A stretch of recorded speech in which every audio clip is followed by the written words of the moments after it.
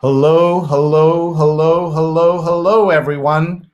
Welcome to another episode of Sree's daily global COVID-19 show. My name is Sree Sreenivasan, and I'm honored to host this daily conversation that brings together people from around the world.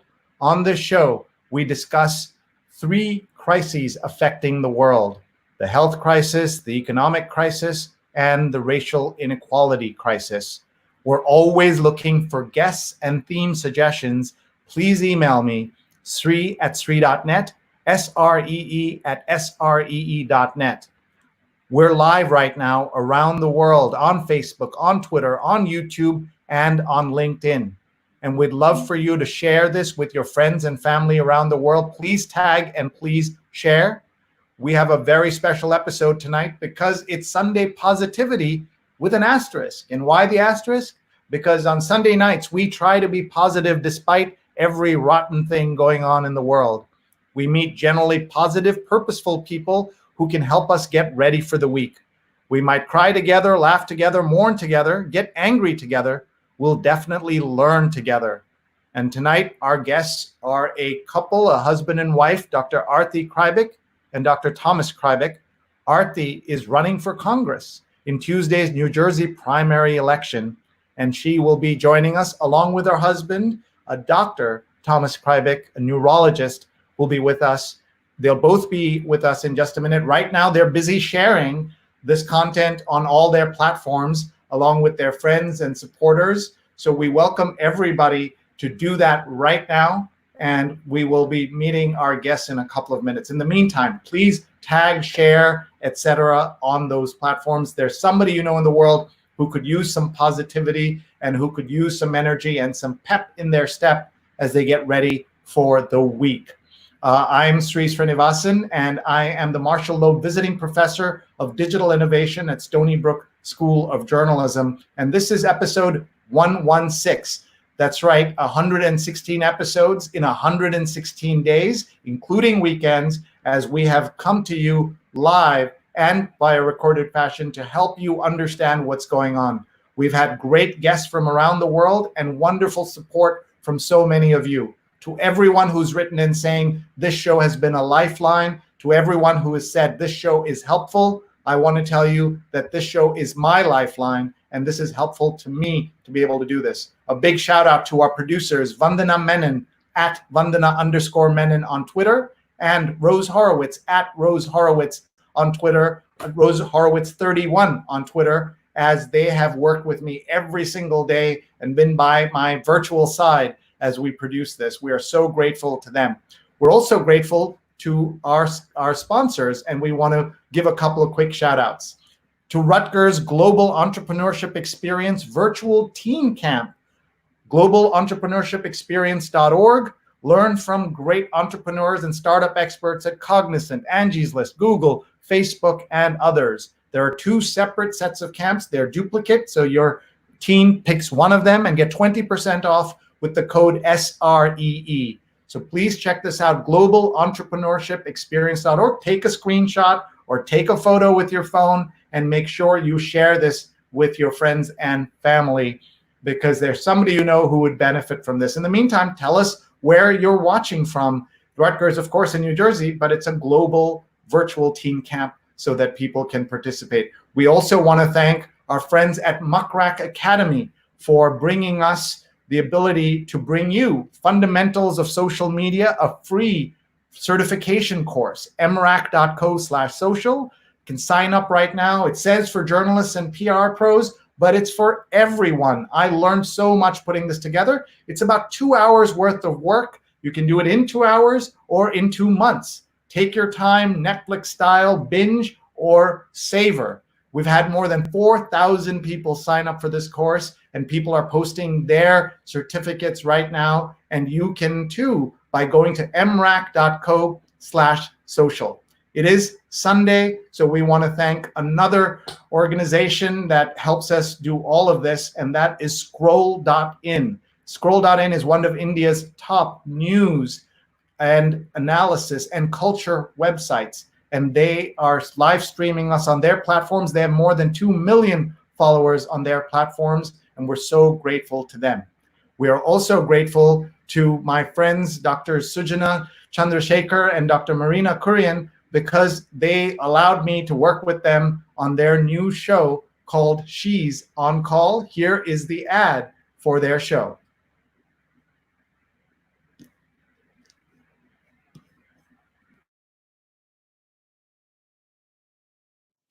Hi, I'm Dr. Sujana Chandrasekhar. I'm an ear, nose, and throat surgeon in New York City and New Jersey. And I'm Dr. Marina Kurian. I'm a general surgeon in New York City area. We'd like to introduce you to our new show, She's on Call. We air live on social media platforms from 11 a.m. to noon every Sunday Eastern Time. We discuss the medical topics of the week. We have two great guests, experts in their field, that help us analyze and look at some of the topical issues of healthcare. And we are on 11 to 12, so please join us. We love to answer your questions, so please share and watch and send us your questions and comments. See you Sundays at 11.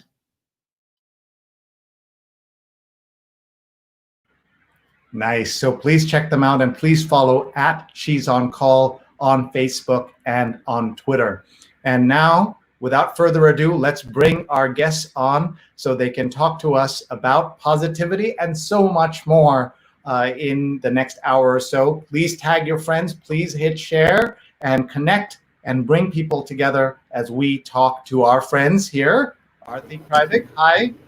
Hi, nice to be here. Thanks for having me on. And let's bring on Thomas. Hi, Thomas. Hi, how are you? Nice to meet you. Great to have you both here.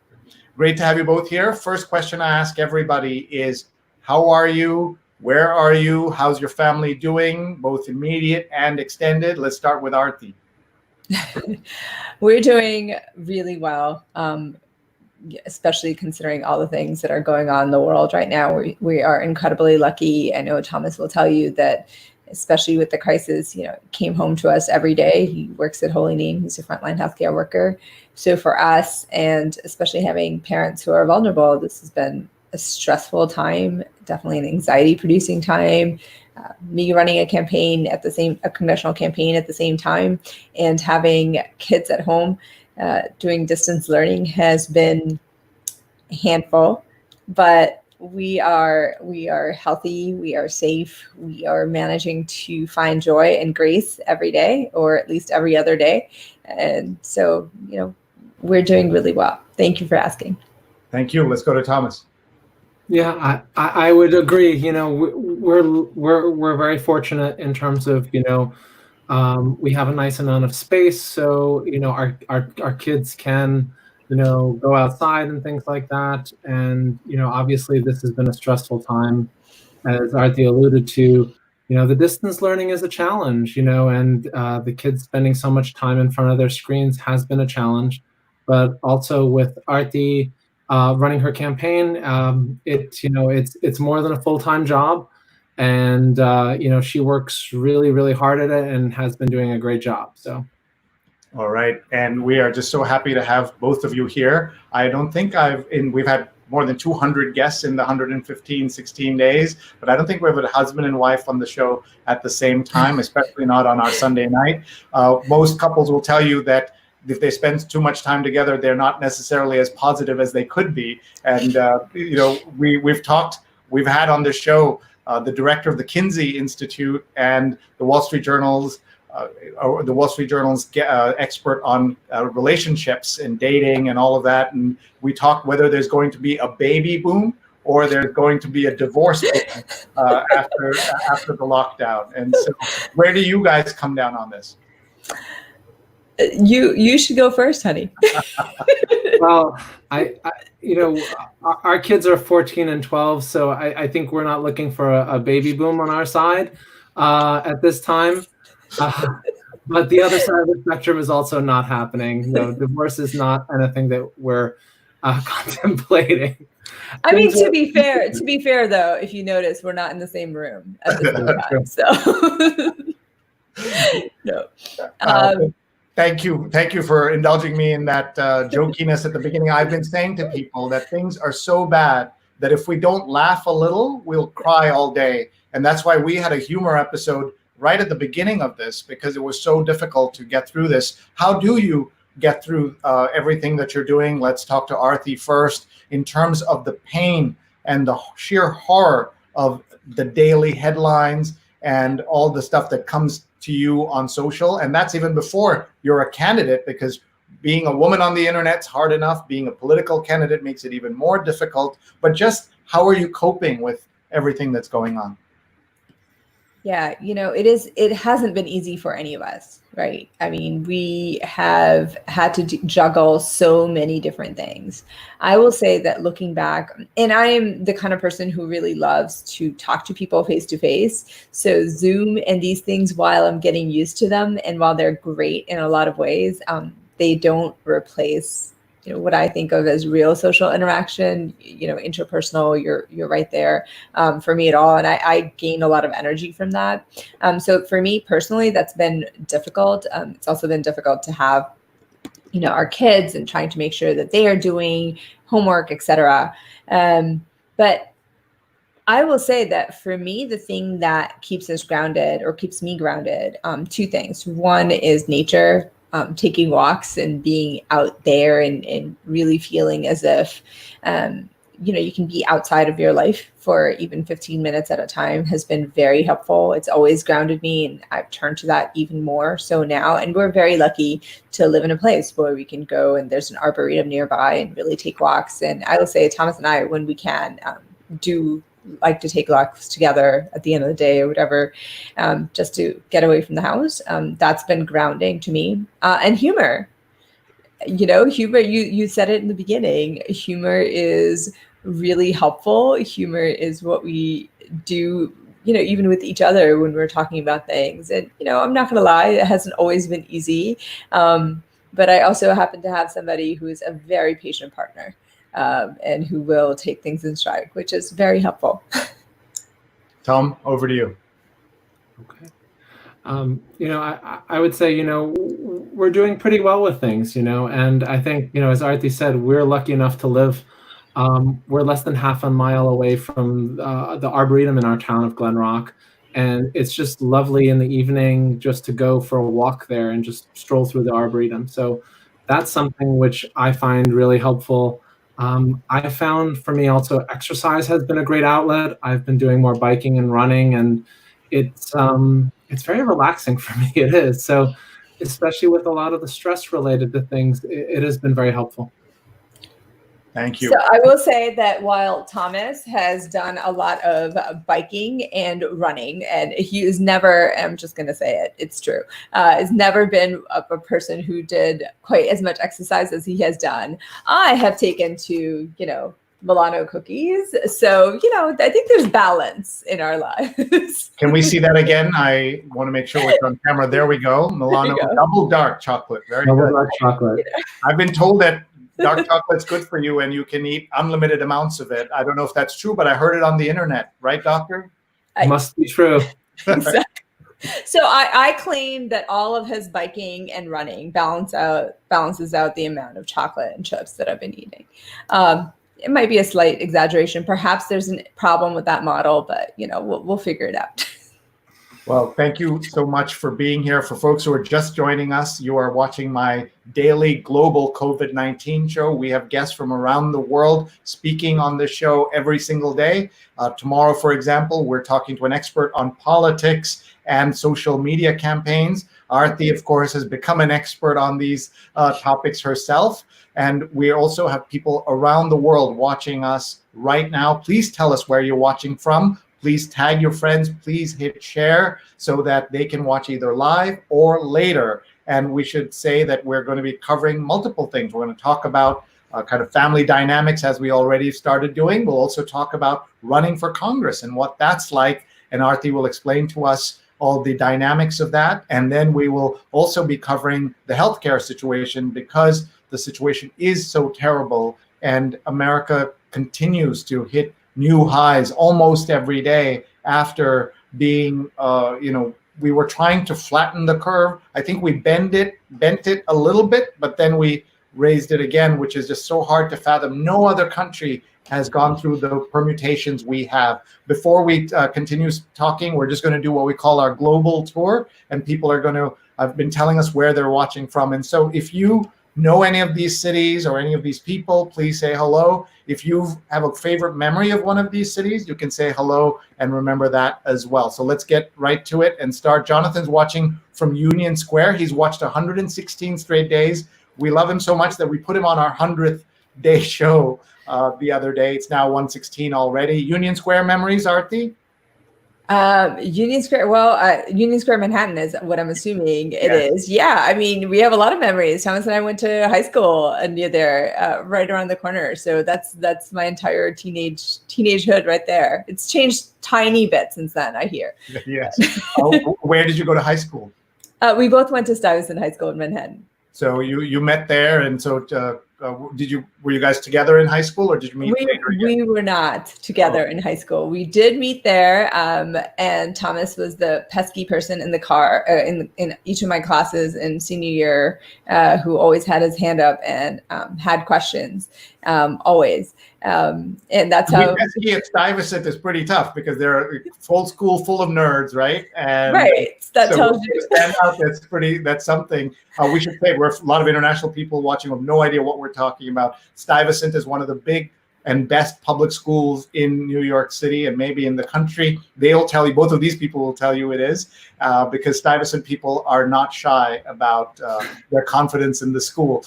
But it's a great public school, and that's one of the things that when in this country, one of the debates that's going to come up this fall is the value of the government in our lives. There's an example of education, and public education made this country what it is today in the best parts of it. And you both are a product of that. So we're glad to hear you know Union Square well. Let's keep going. Tallahassee, Florida. Paula Kiger's watching. Are either of you been there?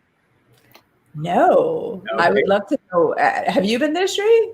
No, I've not. No, I've not. And Paula is one of the producers of our big show. That's the show that kind of got us started on all of this, called the Sunday New York Times Read Along, where we read the New York Times out loud like crazy people for 5 years on Facebook Live. And today our guest was Trish Hall, who is the former New York Times op-ed page editor and the author of Writing to Persuade. And she joined us and gave us great tips on how to persuade folks and the inside story of the New York Times. You can find all 116 of my episodes, including the New York Times Read Along, dozens of those, on my YouTube archive, youtube.com/Sreenet. So everyone, please check that out and watch today's episode. I promise you will learn a lot. Let's keep going. Ashok is watching from India, in Kerala, India. Have you been? No, but one of the things that we wanted to do actually this year was to go to Kerala in the south. So maybe once the COVID-19 pandemic is over, or at least we have a vaccine in a couple of years or in a year, we'll have to revisit that. I hear it's beautiful. It is. It's called God's Own Country is the marketing slogan, and we are all for it. My family lives there, and so we love it. It's so great. And Anu says good morning. And Rajan is watching. He was our guest last night on What America Means to Me, our 115th episode. Good evening from near Stony Brook on Long Island. I hope everyone is well. Thomas, have you been to Stony Brook or to that part of Long Island? We definitely visited a few times. Arti's brother actually graduated from Stony Brook. So nice. Nice. I teach there 3 days a week as in the journalism school. And we're all trying to decide what will happen in the fall all across this country. What's going to happen.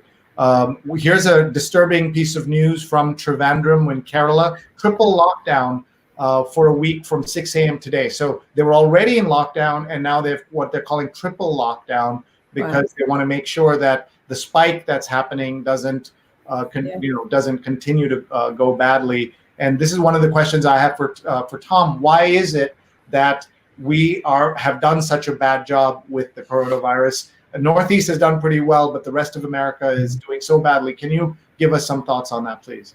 So sure. I mean, what I would say is, and you know, this is a very difficult thing because one of the biggest problems is information changes for sure. And so we've learned more and more as we're dealing with the pandemic. So unfortunately, especially in the Northeast, in New York and New Jersey, you know, we had a very steep learning curve. And we were hit very badly. So obviously, everyone who is living in New York has experienced that. So I work at Holy Name Medical Center, which is in Teaneck, New Jersey, which was the epicenter in New Jersey of the COVID pandemic. And at one point, Holy Name Medical Center was essentially a 95% COVID positive patient hospital, and the turnaround has been amazing. Now there's essentially no COVID positive patients. Honestly, the patients that are COVID positive are usually found incidentally. Everyone who's checked, who comes to the hospital and is admitted is checked for COVID-19. And there's occasionally a few patients who are COVID positive, but it's completely flipped. We have almost no more COVID positive patients, which is really amazing and really great. And that is sort of juxtaposed against, what's going on in the southern and western United States. And some of that's related to the desire to open up too quickly without really following the guidelines, which the CDC has helped set up for us. And it is a little frustrating, especially because, in the Northeast, we learned how bad this could be. And, honestly, and this is supposed to be a positivity episode, and I don't want to get too much into, what happened in the ICUs, but, we can do better. We can do better. But a lot of it really means listening to experts, trusting in science and scientists, and believing data. And honestly, some of the governors in the southern states don't seem to want to listen to data and just feel that they can reopen the economy no matter what. And opening up stores and businesses recklessly, while you're going to have business owners be initially happy that they're opening up again, when things need to be shut down again, it's actually worse. When people prepare, get their inventory ready, and this is a tough time for so many people. As we talked about, Arati and I both feel lucky in terms of how we're doing, but this is really tough for a lot of people. A lot of people are dealing with loss of jobs, loss of family members. So this is a really troubling and horrible time for a lot of people. But I look to the fact that we've been able to reverse this trend. We've been able to flatten the curve. And the things that I take away in terms of positivity is we can do this.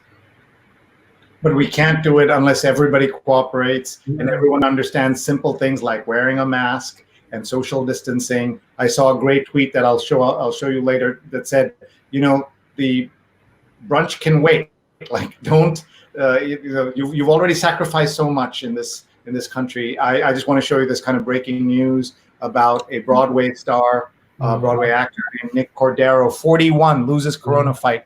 I'm in disbelief and hurting everywhere, wife Amanda Clute says. What is your message, Tom, to youngish people? Of course, 41 is not that young, but is also young at the same time, who think that this does not affect them and that this is a disease that's going to affect, illness that's going to affect 80-year-olds and others. Just tell us.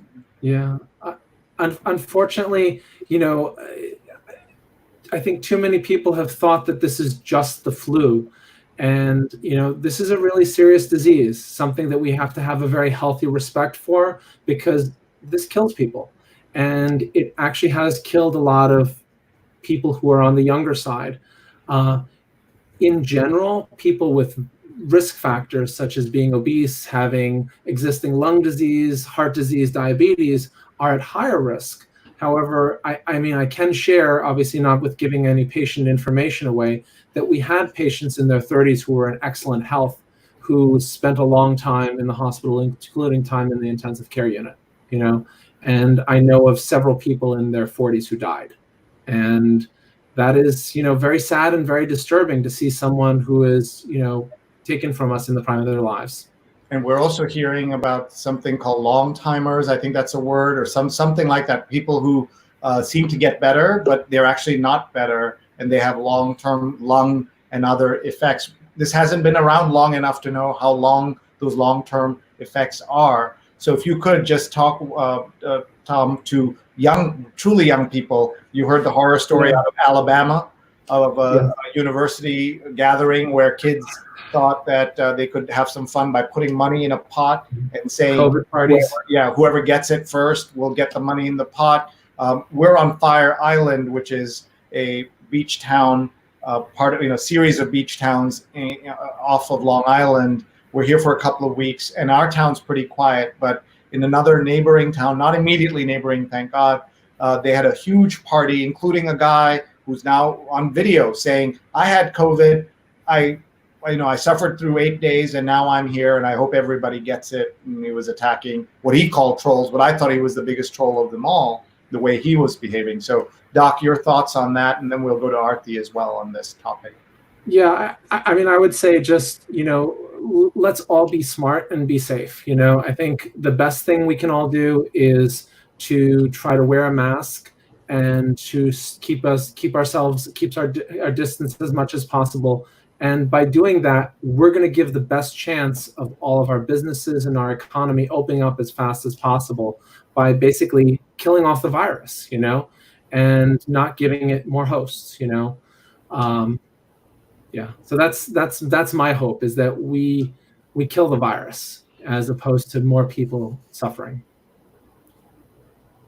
I think for me, a lot of this has to do with the response of our leadership, right? Our community leaders, our political leaders, we need them to be at the forefront of saying, hey, this is what the science and data is showing. And we're very lucky in New Jersey. We have a governor who has been leading by looking at public health data and using that to guide the kind of reopening. And hasn't been at the pace that some people seem to want. But I think it's the right thing to do. And even toggling back and, making sure that he reverse the decision on indoor dining, for example. And we heard today about how we know that some scientists suspect that the droplets are in the air for a lot longer, and therefore being inside is going to be much worse than necessarily being outside. And using that kind of guidance to change policy, I think it's critical, right?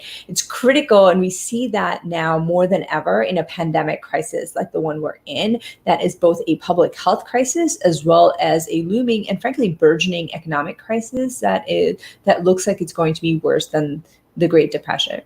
But what gives me hope, what moves me towards all this, is when you look around in our communities and when you look at the fact that folks are coming together and they're trying to help each other, that in our communities, we have so many people, coming together to donate meals. The Sikh Gurudwara, for example, in our town, the Glenrock Gurudwara has done more than 2,000 meals a week at this point, and really coming together to make sure that we're helping the people that we need to be helping, and that we are, centering this around those who are in need. And that gives me a lot of hope and makes me feel positive.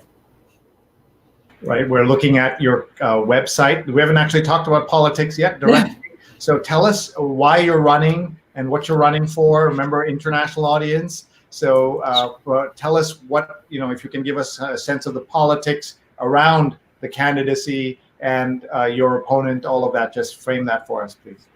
Sure. Yeah. So I'm running for the Democratic nomination for the House of Representatives Congress in New Jersey, in one of the districts in New Jersey, New Jersey District 5. And so when I win this election, the primary on July 7th, I will go on to the general election in November. And when I win that, I will be the first Indian American Congress member from New Jersey. So I'll be part of the House of Representatives in Washington, D.C., representing the people in North Jersey. My district consists of 4 different counties, or towns from 4 different counties. That includes Bergen County, Passaic, Sussex, and Warren counties. So it goes from almost the New York City border in the east all the way up to the Pennsylvania border in the west. So it's a mix of a lot of different kinds of towns. I'm a scientist. I'm a neuroscientist by training. I have always ever wanted to be a scientist. I did not think I was going to get into politics in this way at all. We've always been interested in politics. We've always been involved in politics in some way, shape, or form, but never in terms of, I never thought until the Trump election that I would be leading in the way that I am. Really felt after the Trump election, after a lot of the anti-immigrant sentiment that was coming up, after the hate crimes, the bias incidences that were ticking up, and realizing quite how much folks in my community were feeling unsafe and insecure and vulnerable. And frankly, our own son, who's 8, or who was 8 at the time, who was worried that I was going to be deported. I came here when I was 11 with my parents, and he was worried I was going to be deported. He was worried that my parents, his grandparents, were going to be much more targeted than they had been before. And that really has been a gut-wrenching reality for me, to realize that my child was so worried for me. And it was about making sure that he felt safe, but really it was about making sure that, you know, we knew that we would be able to take care of him, that we were able to reassure him. But I really felt as if there were so many other parents who couldn't reassure their kids. There were so many other folks in my community who felt so much more insecure, you know, either because of the way they looked, or the way they sounded, or how much money they had, or who they loved. And I felt as if I needed to step up and do a lot more, which is why I marched, I organized, I decided to invest in change at the local level. And I stepped up to be part of the council, and I won. And I was the first South Asian council member in my town. In fact, I think I'm the first non-white council member in my town. And it's been an honor and a privilege to be part of the political decision-making for our town over the last 3 years. You know, one of the things that I didn't realize quite as much before I became a council member was how much that visibility mattered, especially to other South Asians, especially to other South Asian girls. One of my favorite memories, the thing that makes me feel honored, is when especially Indian girls come up to me and say, hey, you know what, you are showing us that I can be whatever it is that I want to be. I never thought that I could be a leader in the same way. And you doing this is really showing me that. So that's been one of my favorite things, actually, about being the type of leader that I am now.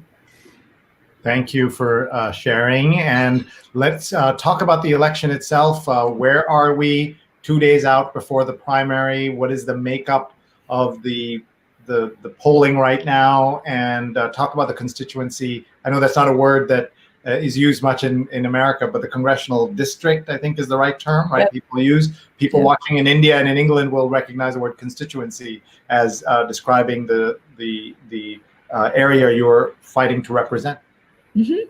So it's New Jersey's District 5. It's mostly, I would say, Caucasian. We have a significant minority of South Asians and other immigrants from East Asia. It's growing actually by the day, really. We'll know after the 2020 census really what percentage, make this up. So this is the census this year. For those of you who are in America who are watching this, please fill out your census. It's absolutely important and crucial that you do so, second only to voting. It's because the resources get allocated by who counts, and you absolutely count. So please fill it out. That's just my PSA on the side. So we have a lot of suburban towns. We have a lot of rural towns as well in here. We are a blue district. We have a registration advantage to Democrats. I'm running for the Democratic nomination here. I'm running against somebody who, while he is a Democrat in terms of party name affiliation, really his core values are not those that represent most folks in my district. He has voted with Trump 77% of the time in 2018, voted against the party more than 200 times in the last 3.5 years that he's been there. So my policies are, again, based in science and driven by data. And based on the idea that when you have political leaders, they should be actually representing the people and not corporations. How can he have voted 76% of the time with Trump at any point and be considered a Democrat? Especially, there are cases, obviously, over the years of what are called blue dog Democrats and all kinds of other terms, moderate and others. But what is his justification, or how does he defend himself? Because that could be your only slogan. He's voted 76 times with Trump. Yeah, I mean, so 77% of the time in 2018, this is NorthJersey.com articles. This is not something that I'm making up. And as a scientist, what we did actually with my fellows and my team of volunteers is actually go through every single vote of his and list how he voted and how the party voted, which is how we came up with the database. We have a database actually on a website. It's called josh.gop. I don't know how he reconciles this with himself. He does, claim that compromise moves things forward. But look, this is not compromise. This is just folding. And this is really just not standing up for a real representation that we need in our district, right? So he has voted more than 26 times for Trump's anti-immigrant agenda. The straw that broke the camel's back for me was the fact that a year ago, we in America were learning about the family separation policies, the fact that we were putting kids in cages and not really giving them, any amenities. By amenities, I mean things like toothbrushes and blankets that we need to. 2 weeks after that, there was a vote in the House of Representatives for emergency appropriations of millions of dollars to CBP and ICE, the organization that was supposed to be overseeing these kids, right? And I still hear, and I don't know if you remember from that time, but I still remember that audio of the kids crying. I still remember that video of the things that were going on. We were all heartbroken. It didn't matter what party we were in, right? We were all heartbroken by the kinds of things that were taking place. We all wanted to do better.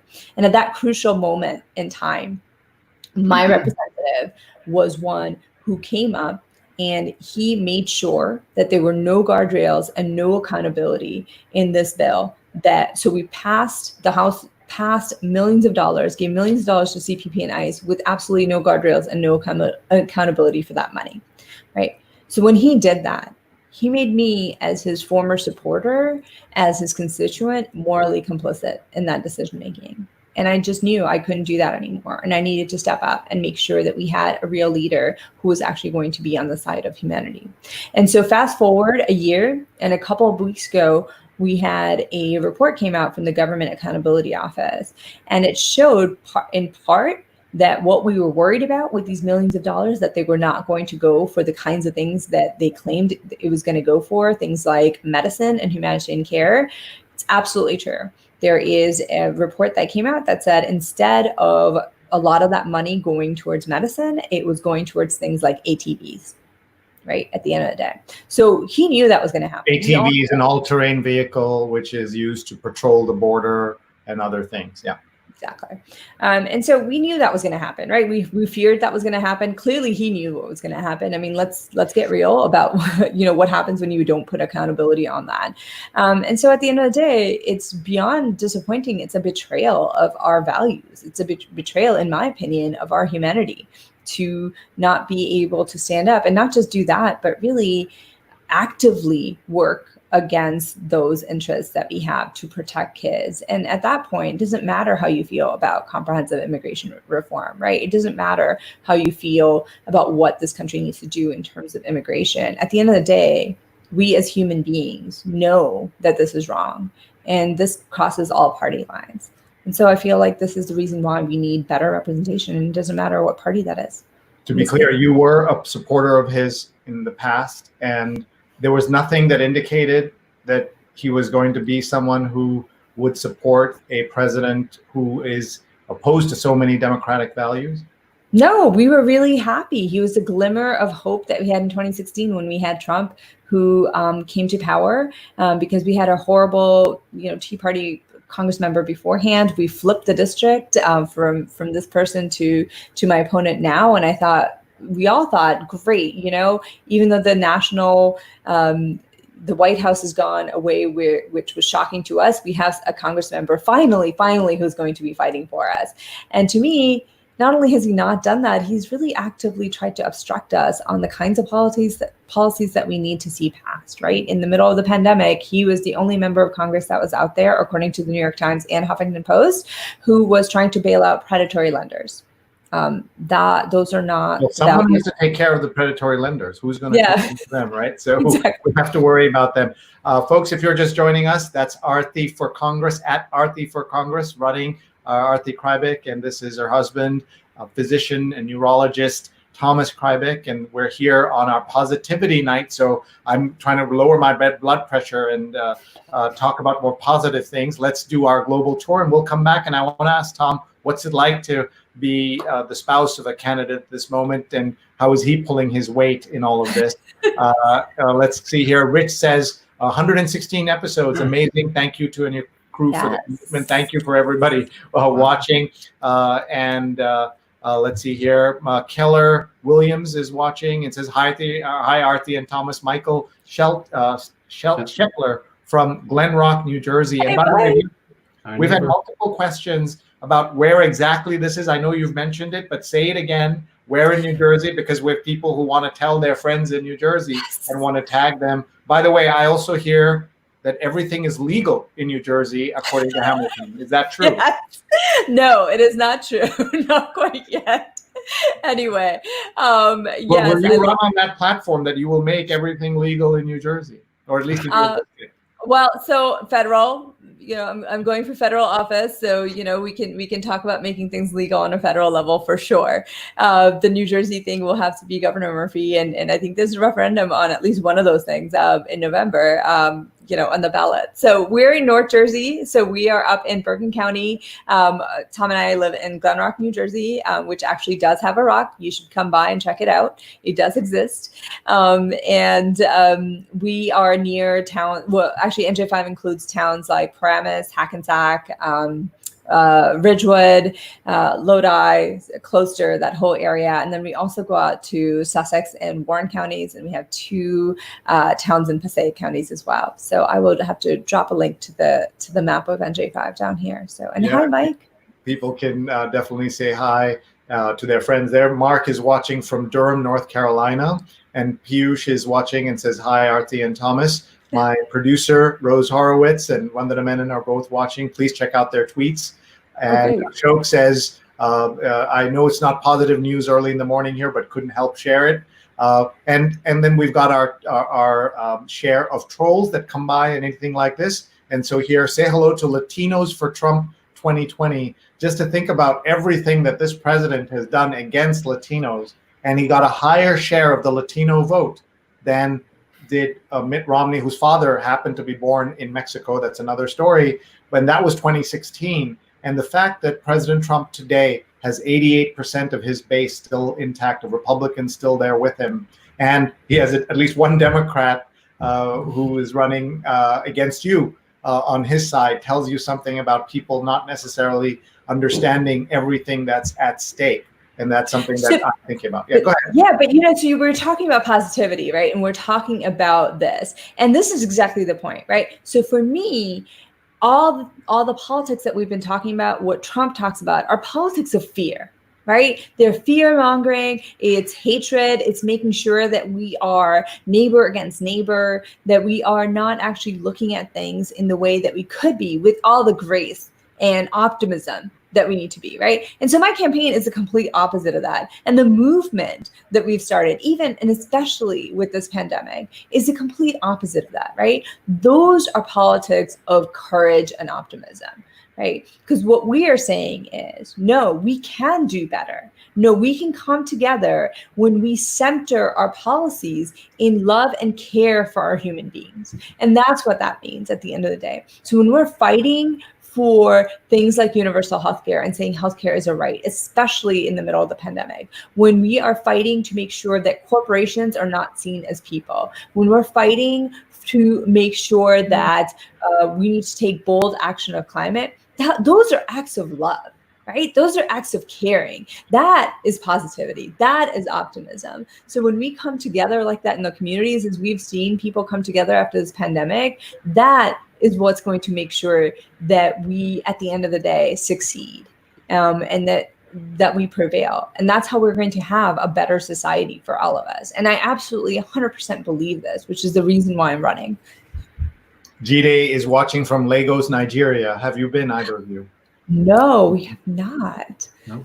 Hi, Jide. Thanks for watching. Vandana is linking to some of our past episodes, and Rajan says, trying to find humor and beauty in each day is definitely part of my daily self-care regimen. And Rajan is a great expert on caregiving, and so important to hear from him thoughts like that. And as I said, please watch our episode with him last night. He was fantastic, along with Dr. Chatachi Egwu. My father's watching in Kerala, India, and he says positivity is what we need when our city has come under triple lockdown this morning. And they did that with no notice, just to make sure that the spikes don't continue.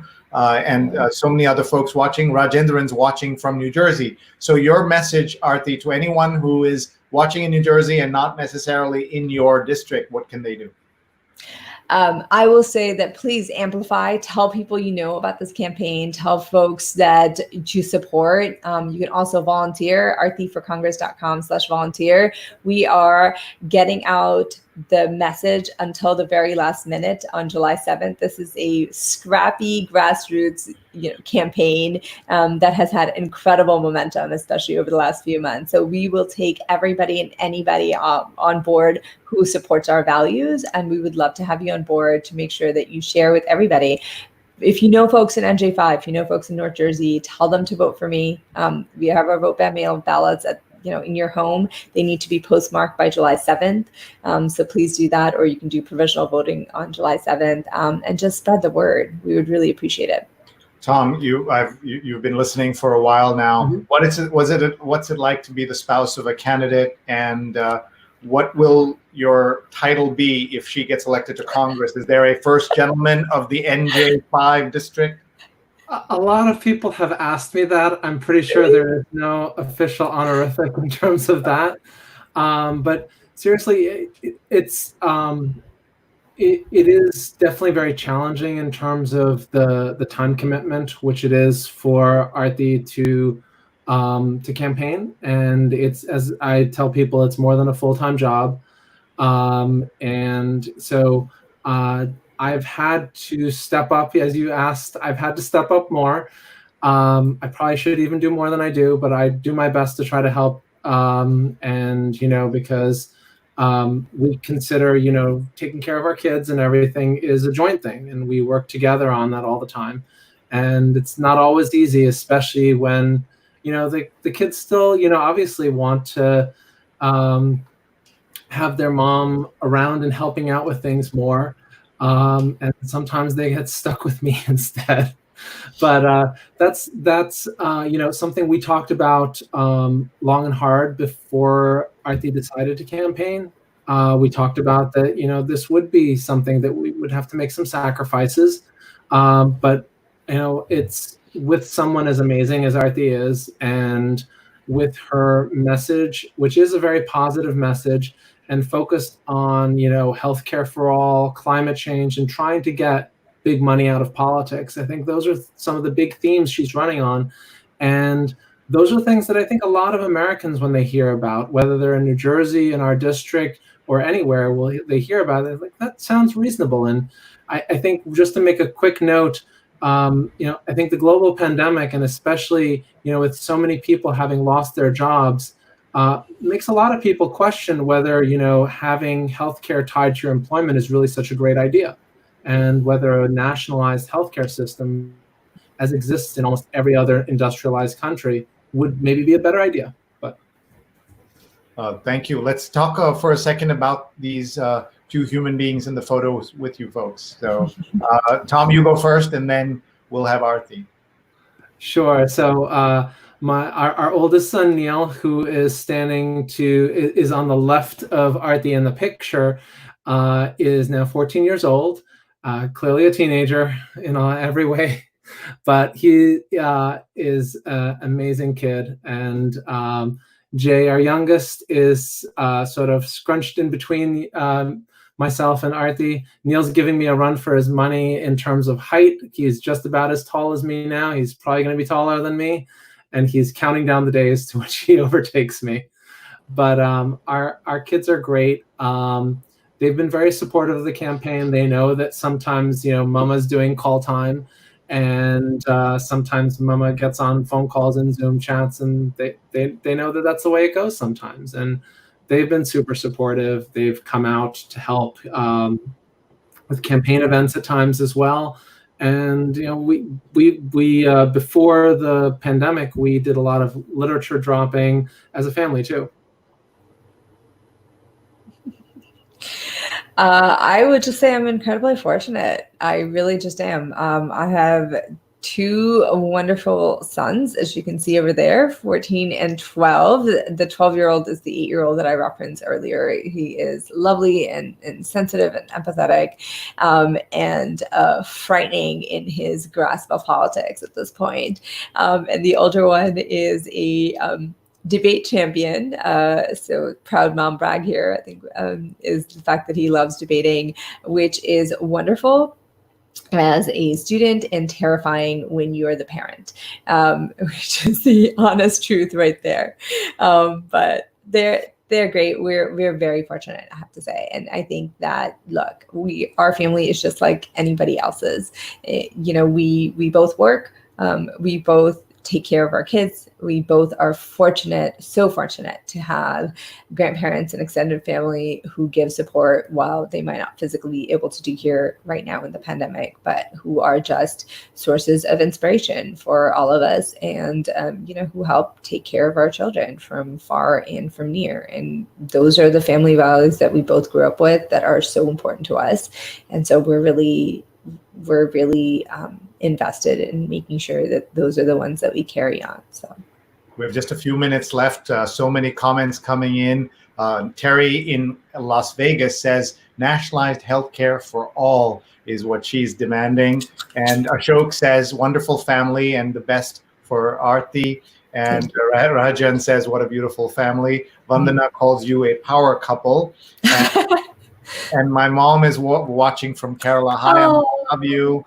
Great to see you here. And look at this. Terry has tagged a friend and said, vote by July 7th. So people are helping out in any way they can. And Kyra has linked to how to volunteer. And I'll give you a moment to just do a shout out to your volunteers, your staff. Tell us a little bit about, because this is so mysterious for those of us who are not fully invested in the business of campaigning, how complicated it is. So tell us about some of the roles and give them a shout out.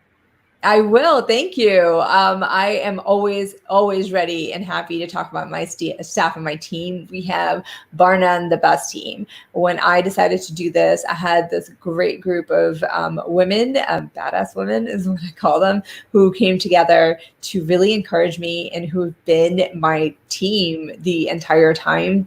And beyond moral support, they are talented women who have helped in so many different ways along the way. I will say that you should check out the videos, especially the recent, actually all the videos have been done by a friend of mine, Anna, who is incredibly talented, and you should check them out.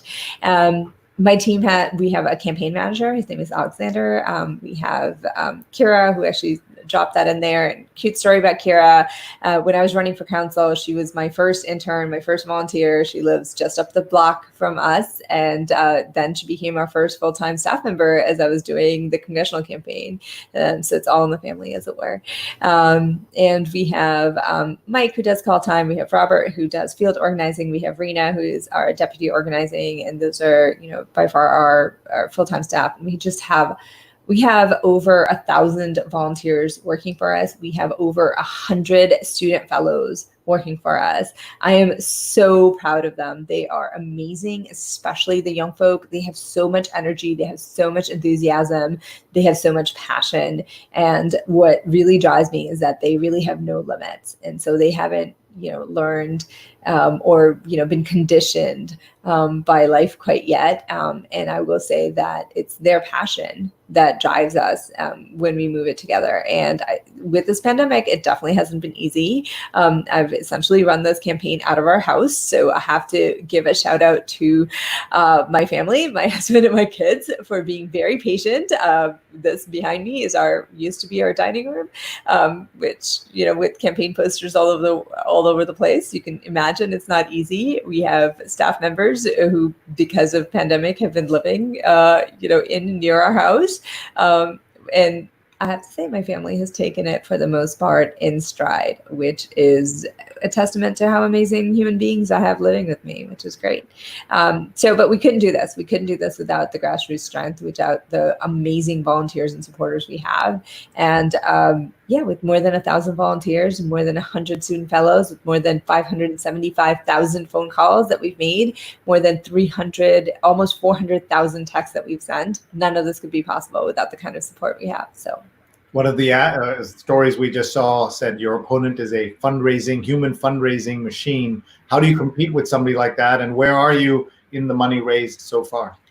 I never expected to outraise him. That was not the game that I was playing, because I refuse corporate PAC money. I refuse fossil fuel money. I really believe that political leaders need to actually be beholden to people. I am really proud that I'm the only candidate in this district that has the most donations. We have more than 10,000 donations from individual and small dollar donors, which is amazing. I was never going to outraise him. We sure as hell have outworked him.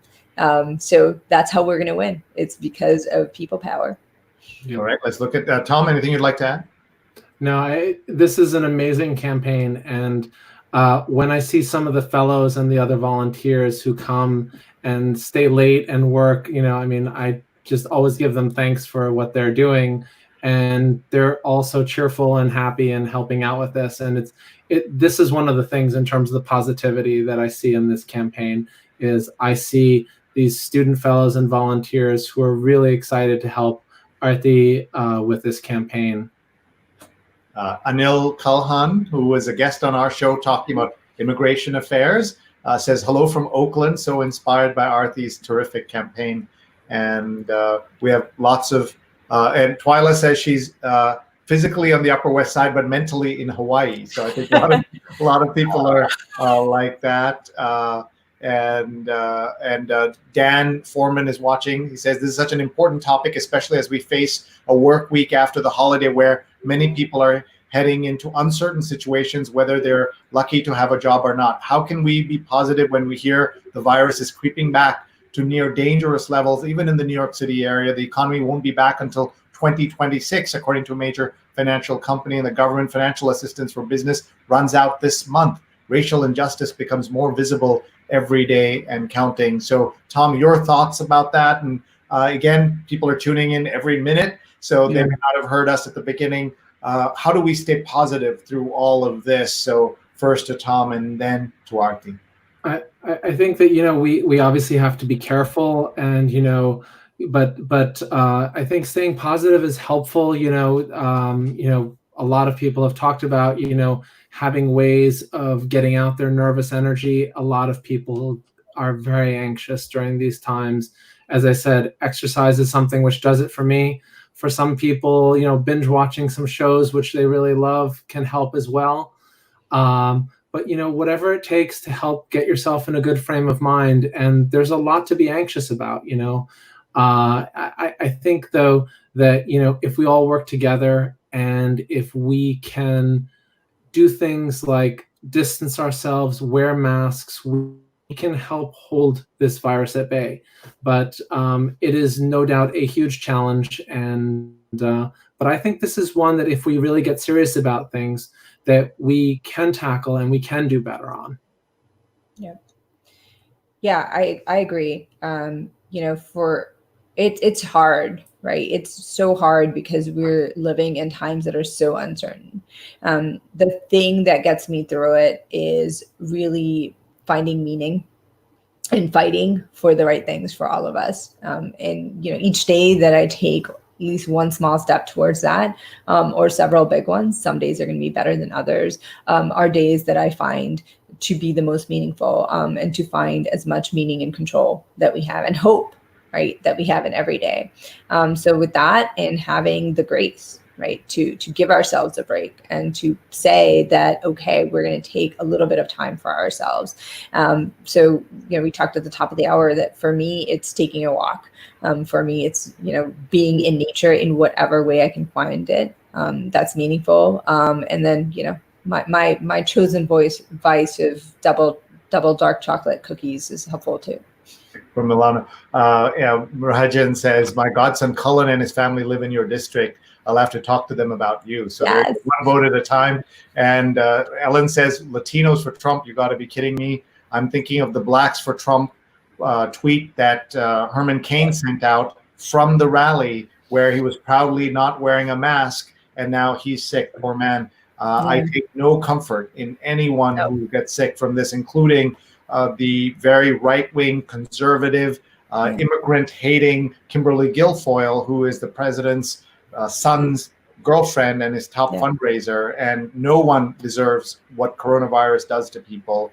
But President Trump could do something for his entire, we know he doesn't care about the rest of the country, but his own base, he could keep them alive if he just wore a mask in public. And he has refused to do that time and time again. Nitesh says, Arati, thank you for running. I'm Indian American, glad to see a progressive Indian running. Rick says, we all need to change from bystanders to becoming upstanders. We need to have a second Independence Day for our liberation from Trumpism. You can check out his link.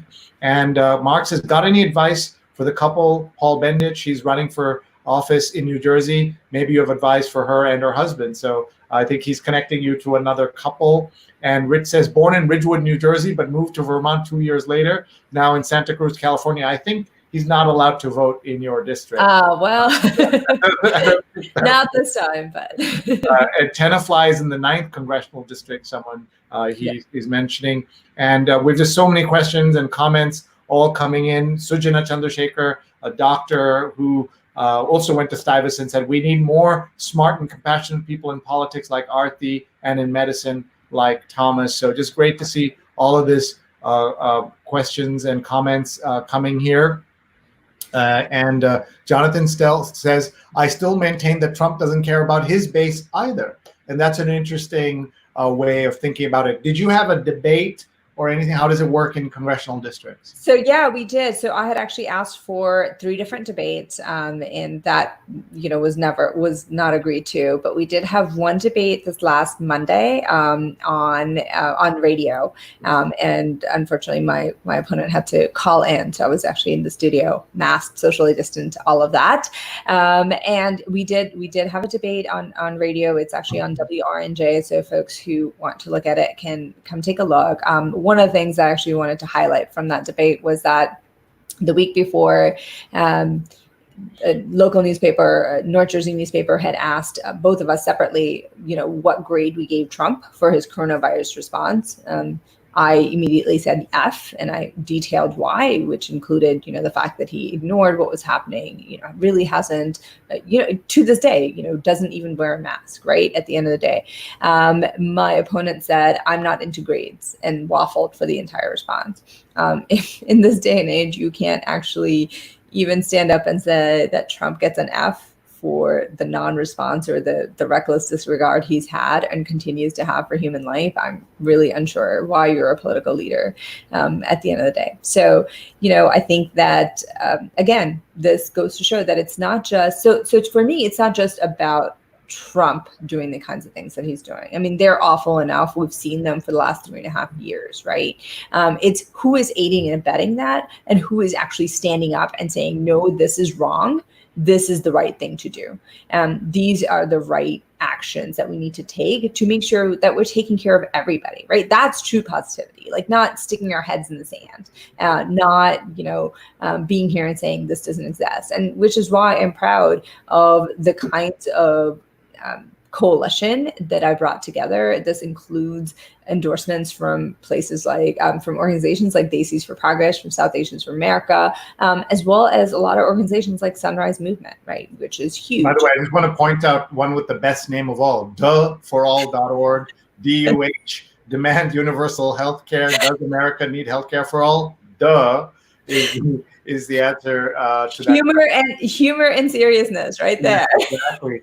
And then tell us about, you've obviously gotten support from very progressive people, including the most famous of them all, Bernie Sanders and Representative Presley. What about others who are not as progressive? Where are those endorsements, and how do you fit into that?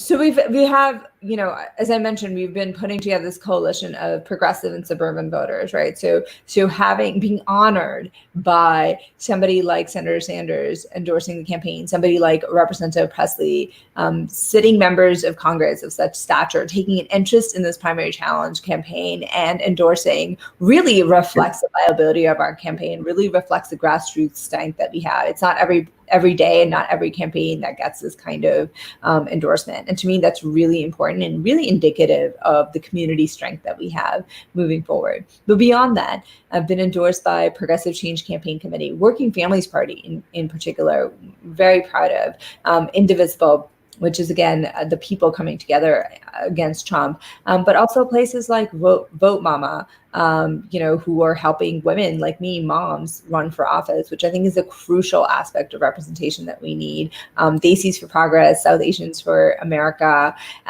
Vote Pro-Choice, Moms Demand Action, Gun Sons candidacy. So we really have a wide progressive coalition that is coming together. I will highlight two of them, actually. Common Defense, which is a veterans organization that has endorsed every other incumbent Democrat in New Jersey, except for my opponent, and have instead wholeheartedly endorsed me. And I think that tells you something. Similarly, New Jersey Citizen Action, which is a well-respected 30-year-old organization in New Jersey that fights for working people in New Jersey, again, has endorsed most other incumbent Democrats in New Jersey and has endorsed me as the only primary challenger. And I think that tells you and that reflects the kinds of values that they know that I'm fighting for, that they know that I embodied, and that they know that we need in Congress. So I'm very proud of these endorsements, and I'm very proud of where we are right now with our campaign. What is Indivisible and why is that important? Oh, so Indivisible is a group that it's now a national group, but we also it's really a grassroots movement. So it's a movement of really thousands of volunteer-led local groups that engage in advocacy, that engage in electoral work at local, state, and federal levels. And they came together, we all actually came together as a response to Trump, as a response to the kinds of things that were happening when we realized how fragile democracy was, and just grew together in grassroots. So to be one of the very few congressional candidates nationwide that has their endorsement is huge in terms of the values, in terms of where we're going.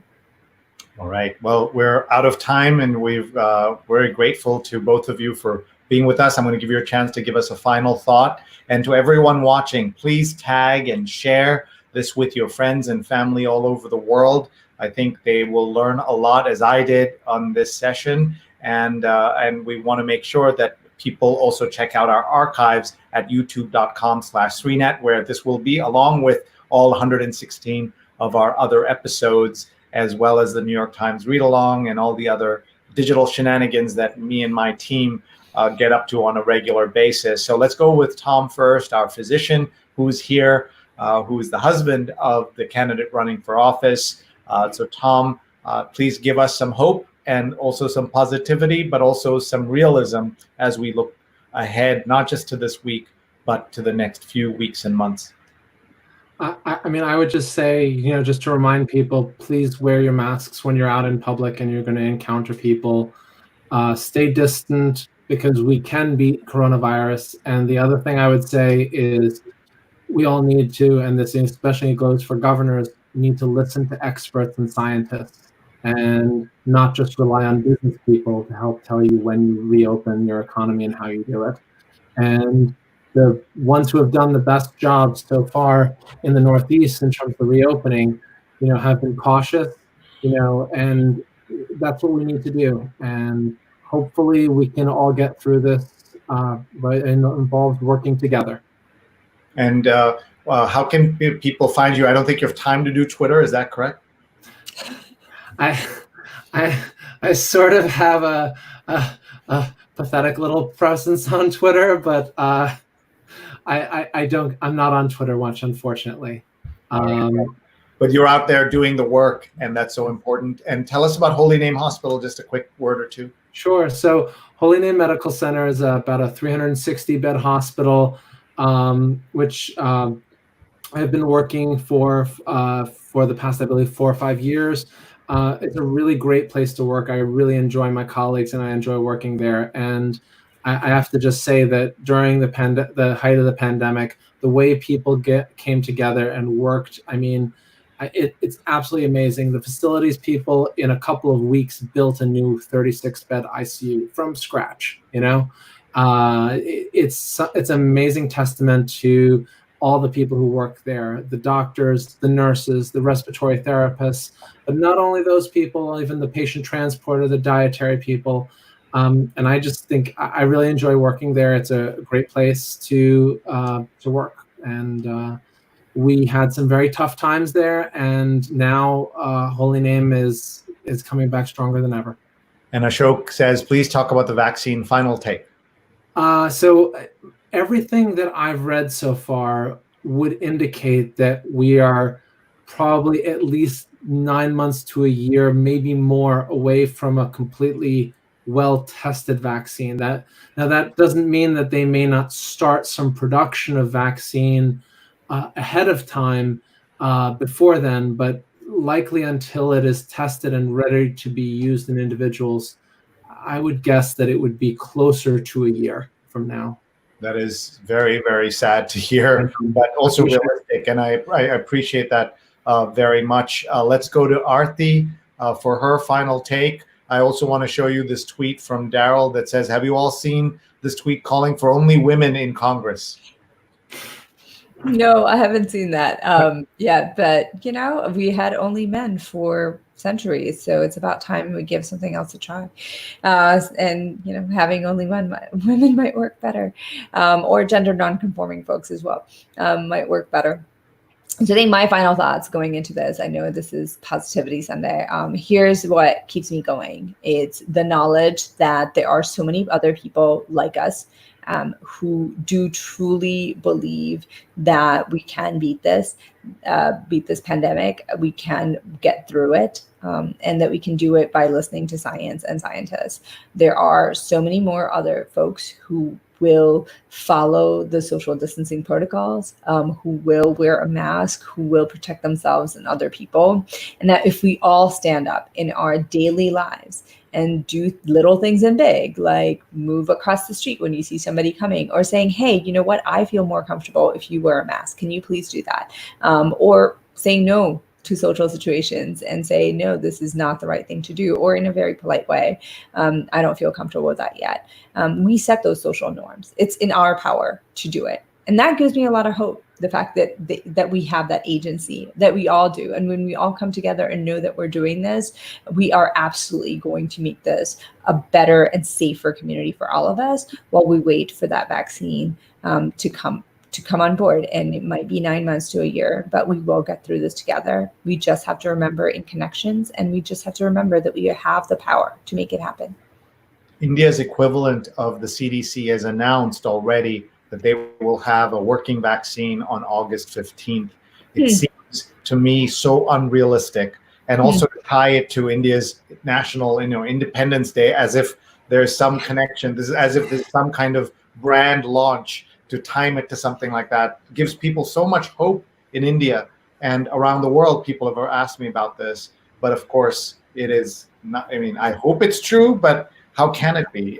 Tom, just to the science of it, is that even possible? And why would you wait till a date like that? That's not how these things work, right? It's not a brand launch of a new automobile, for example. No, I unfortunately, the biggest thing is having a vaccine which is available to go into phase testing for safety and efficacy is one thing. Having a vaccine which is available to be administered to the general population is another.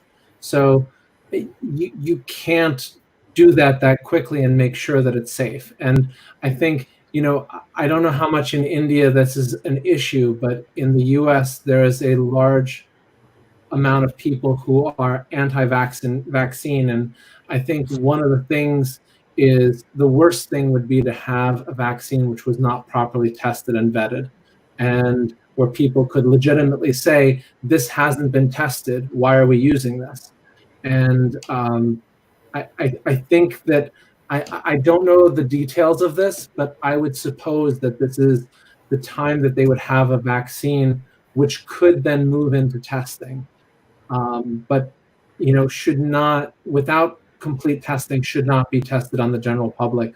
That seems irresponsible to me. False hope is worse than no hope at all. I agree. In so many different ways. And it is, I mean, I don't know the details of it, but I can't imagine as a scientist that this would be taking place anytime soon. And I think it's very irresponsible to spread false hope. So I'm hoping that it is different than what we're imagining. But look, at the end of the day, we have to wait. I cannot imagine how awful it is to be in India in triple lockdown right now. I cannot imagine that. And at the end of the day, we still have to know within our hearts that we are going to do everything that we possibly can, that science has shown us that we can do, which is to physically distance ourselves, which is to wear masks, which is to wash hands as much as we can and protect ourselves as much as we can as we move forward. And know and hope that things are going to get better, rather than glomming onto, false hope and false things that are coming down, because I think those are the worst of all. All right. With that, we will let you get back to your evening, and you have lots to do. You're about 48 hours or less than that before the polls open, and then close in less than 48 hours, of course. Yep. So we wish you the very best. Thank you. And hopefully we'll get a chance to chat again soon. Our guests have been Thomas Kreibichs, a neurologist in New Jersey, and the husband of Arati Kreibich, who is running for office in the Congressional District, New Jersey, number 5 in Congressional District. And the towns again are? There are a lot of towns, but they include Hackensack, Ridgewood, Paramus, Closter, Teaneck, etc. So I'll drop a link with all the towns in there. Thank you. I'll just say to you that we loved Ridgewood. Our friends live there, and they have a swimming hole that's a 2-acre swimming hole in the middle of the town. And we did a summer swap once with a family, and we didn't want to leave from there. So you represent a beautiful part of New Jersey, and that's great. All right, folks, we'll let you go, and thank you very much. Bye, Tom, and bye. Thank you so much. Thanks to both of them for joining us. Tell us what you think. Please email me, Sree@Sree.net, SREE@SREE.net. I want to tell you what's coming up, because we have several great shows lined up already for the coming week. So let's tell you that first we're going to meet tomorrow for social media and politics with a British expert on social media and politics, the founder of the Social Media Research Centre in the UK and a doctoral researcher at the University of Bath, and that's Kristen Popham will be with us at noon tomorrow. So it's an early show tomorrow. Please be with us. Whenever we have European guests, we have to have them early in the day so that they can join us, as we did the WHO staff that joined us, scientists, the director of pandemics, the head of education and learning, as well as others have joined us. And we're very excited to bring you these kinds of conversations. Also tomorrow, we're hoping to have with us a gentleman who was arrested in what was considered a incident of racism in England, and then he went on TV to talk about he went on TV to talk about it. On his way home, he got stopped again, and his car window got smashed in. So he and I will be talking in the morning, and so we just understand that this issue of racial equality and police, how the police interact with the public, is something that we want to talk about. We have, you should know, also reached out multiple times to various police officers and police organizations to come on and talk to us, because we want to hear from them as well. And we had on the show Reverend Kenny Kirby, who works with the St. Petersburg, Florida Police Department, and is a former photojournalist, and he had a lot of interesting things to say. He was on our 100th episode. Please go back and watch that in our archive, youtube.com/Sreenet. And before we go, as we do always, we will say their names. Kimberly Crenshaw, who was the professor of law at Columbia, who coined the term intersectionality. We had her on our show, and she asked, what should we do say their names, and I will do that in just a minute. And I want to just first tell you about our other shows that are coming up, the Social Media and Politics on Monday at noon. And then on Tuesday, we're very excited to have a 9 p.m. show with Michelle Goodwin, host of the brand new podcast On the Issues from his magazine. And On the Issues is about reporting, rebelling, and telling it like it is. So that's at 9 p.m. Eastern Time on Tuesday. And then on Wednesday, it's sure to be a fun and exciting event for everybody. Hamilton today, we are talking to Lisa Tucker of Drexel's Klein School of Law, author of Hamilton and Law, reading today's most contentious legal issues through the hit musical, and of course now the film as well. So everybody please tune in on Wednesday to have a couple of our colleagues on as well who help put together this book. It should be a lot of fun, and we have other great guests lined up as well. So as always, thank you for watching and thank you for your support. Let us now say their names as we have been doing every single day since Professor Rachel asked me to say their names. We're using the cover of Time magazine and this very striking portrait of a mother and her child by Titus Catherine. And on the right, you see this photograph that most people hadn't seen since Time magazine put it up. And that's a young George Floyd with his mother, Senior. She would die 2 years to almost the day that her son would be killed in Minneapolis. She would die in Houston, and he's now married. And these are the names that we say.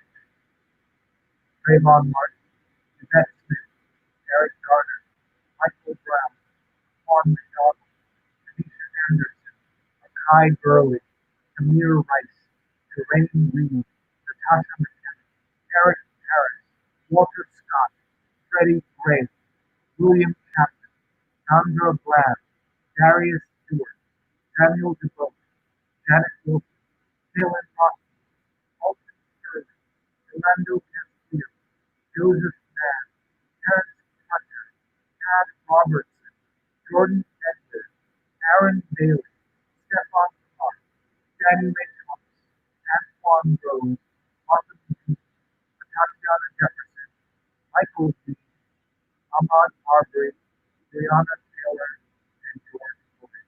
And to that list, we must add the charge that killed on camera.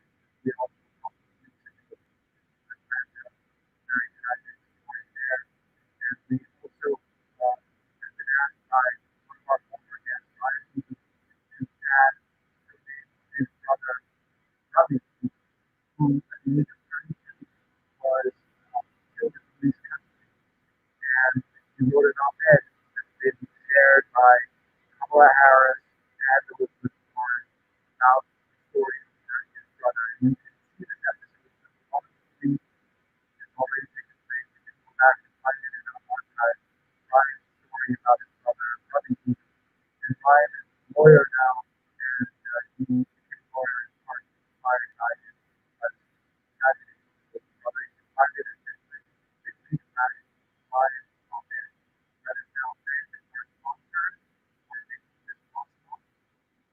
Rutgers Global Entrepreneurship Experience.org, 20% off with the code SRE, virtual team camp or teams anywhere in the world. Global Entrepreneurship Experience.org, 20% off with the code SRE. We also want to thank Uptrack for making it possible to post documenting social media, great certification course, MRAC.co/social, MRAC.co/social. Anybody can participate. It's about 2 hours worth of work, live or later. You can do it immediately, or you can take your time. And here's Lauren Mack's certificate that she shares with the world. Nine times is Greg Land, founder, co-founder of Uptrack and the Shorty Awards. And we also want to give a shout out to our friends, Dr. Srinivasan and Lisa, who are the executive producers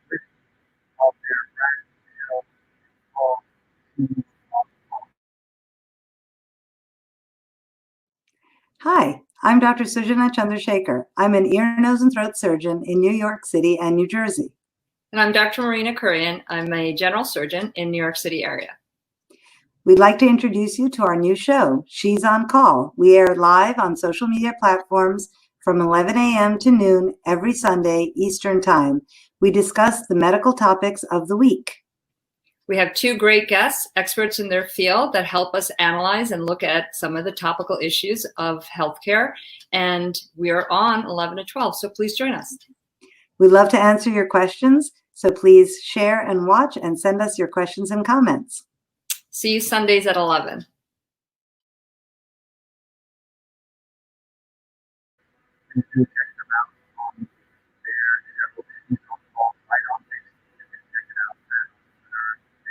Episodes already, and they had a best of as we took the weekend off for the American holiday.